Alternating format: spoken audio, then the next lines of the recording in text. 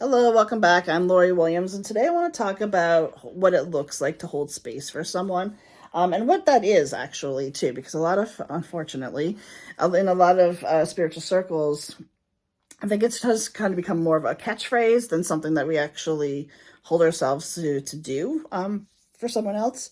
The truth of it is, it's a very beautiful process. It's that honestly, it's probably uh, one of the most empowering things you could do for somebody that you love, to show them that you love them and that you support them unconditionally, without even having to say a word. So essentially, what holding space for someone is being able to meet them wherever they are emotionally with whatever they're going through, and just being there, accepting them fully in their raw, vulnerable state, and knowing that you can't fix them. You can't change it. You can't take away any of their pain. You're just allowing them to go through whatever it is that they need to go through in order to come out the other side of that. And to, you're basically, what you're doing is you are witnessing them, like up close and personal, going through their healing process, and like the shedding of all the things that aren't in alignment with that healing process. So it can be very hard though. And I think this is why it's become more of a catchphrase of, oh, I'll hold space for you. Um,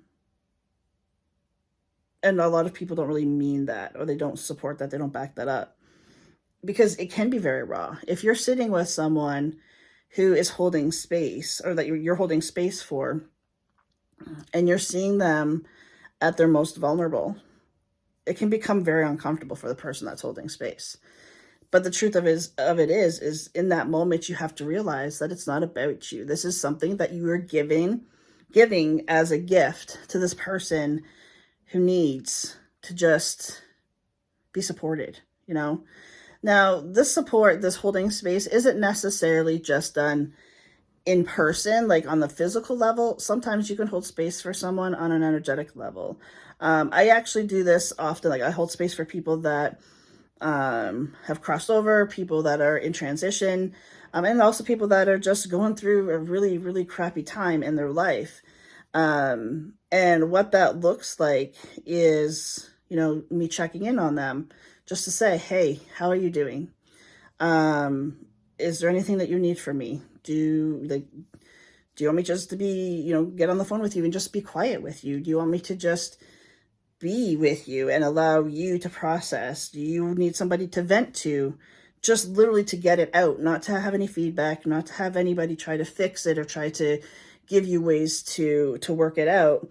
But just literally just to be with you, just to be that sounding board, just so that you can get the feelings out.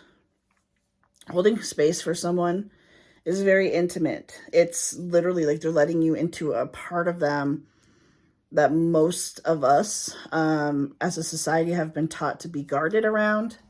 So it's something that's really super, like this should be, in my opinion, should be taken very seriously. Because like I said, it's like probably one of the highest things, at least in my opinion, that I would think, like, somebody who can hold space for me wherever I'm at, whether it's in the good times or whether it's in the not good times. If somebody can hold space for me, that's probably the biggest way for them to show that they love me, like true unconditional love.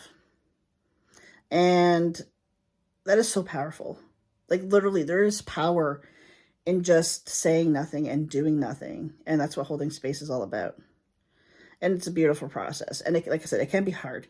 If you're the person that's holding space for someone else, make sure, especially like if this is going on over like a period of time, make sure that your self-care is top of your list. You need to make sure that you are journaling, that you are taking care of your own energy, that you are having quiet time for yourself, that you are not keeping anything in mentally, emotionally, physically, that is going on, that you don't want to be taking on the other person's energies. You want to be able to release them, release them for yourself. You don't want to hold on to it. You don't want to hold on to the pain that they're going through.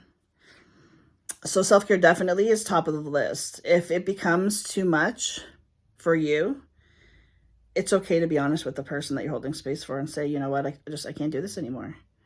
And to say, I can't do what it is that you need me to do right now. Um, that's okay. It's, the truth is, when you're holding space for someone, if you get to a point where it gets to be too heavy, um, communicate that with them. Let them know that it's getting to be a bit too much and that you need to just take some time, take a few steps back. Let them know that you could still be there in some capacity, but maybe not to the capacity that you have been. Like I said, holding space for somebody it can be very heavy. There can be a lot of emotions that they're processing and that they're releasing all at one time. And it's almost like it just comes at you. One thing that I always tell people when I talk about holding space is when you're holding space for someone, learn deflection. Literally, you become deflective. So they're like throwing words at you. They might be throwing emotions at you. It might be anger. It might be hate, whatever it is that's coming up for them that they're throwing at you. You don't want to take that on as your own.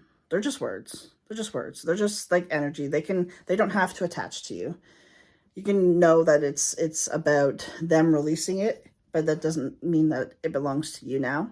And you can become deflective, where it's like the words come at you and then they fly away. They just come at you like left, right, and center, but they can fly away. Try not to have attachment when you're holding space for someone. You don't want to have attachment to how they're supposed to feel or expectation of how they're supposed to feel, how long it's supposed to take. Try not to put any of your expectations on it. But like I said, self-care is definitely a priority if you're on the other end of it, the one that's holding the space.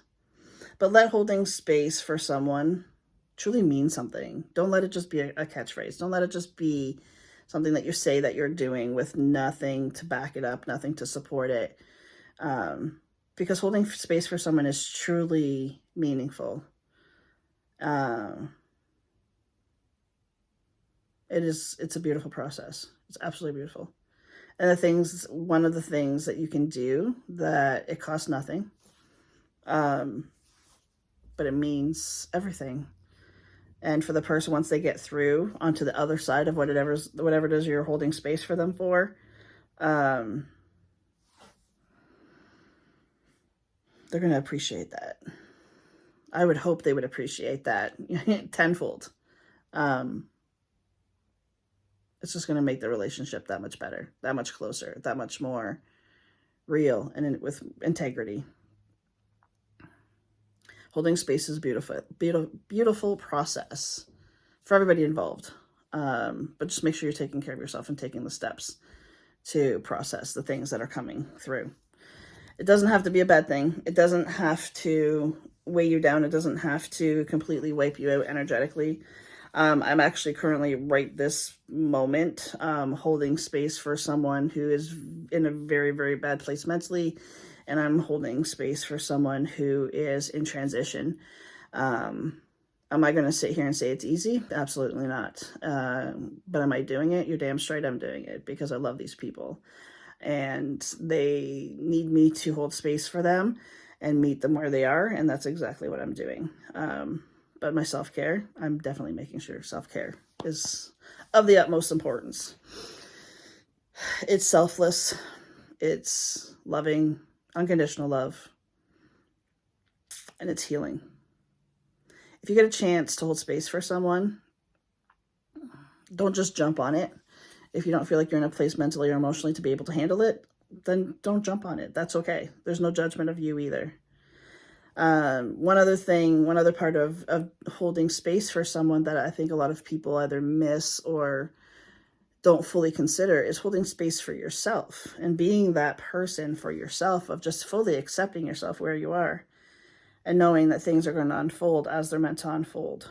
And it may be shitty and you might not understand it, but hold space for yourself in those moments when you're transitioning, because that becomes something very powerful for yourself as well, when you can hold space for yourself and meet yourself where you are and allow yourself to feel the things that you need to feel.